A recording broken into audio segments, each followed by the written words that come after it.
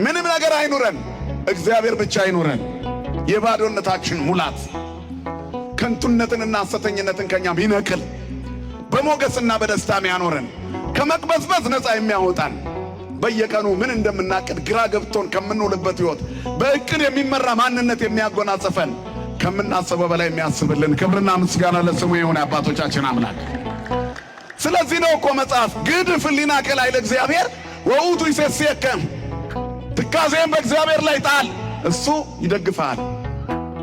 ስለዚህ ሰው ከእግዚአብሔር ጋር ነው መዋል ያለበት፣ ከአምላኩ ጋር፣ ከመድኃኒቱ ጋር፣ ሕፃኑ ከሚያሳድገው ከእግዚአብሔር ጋር፣ ታዳጊው ከሚያሳድገው ከእግዚአብሔር ጋር፣ ወጣቱ ከሚያበስለው ከእግዚአብሔር ጋር፣ ጎልማሳው ከሚያሰክነው ከእግዚአብሔር ጋር፣ አረጋዊው በሽበቱ ዘውድ ከሚሆነው ከእግዚአብሔር ጋር መኖር አለበት። በየትኛውም ሕይወት ተዘከሩ ለፈጣሪከ በመዋዕለ ውርዙትከ፣ በጉብዝና ወራት ፈጣሪን አስብ ይላል መጽሐፍ። ምን ማለት ነው ጉብዝና? ባለጸጋ በሀብቱ፣ የተማረ በእውቀቱ፣ ሽማግሌ በሽበቱ፣ አቅም ያለው ጉልበት ያለው በጉልበቱ ጉብዝና ነው። እጅ ላይ ባለው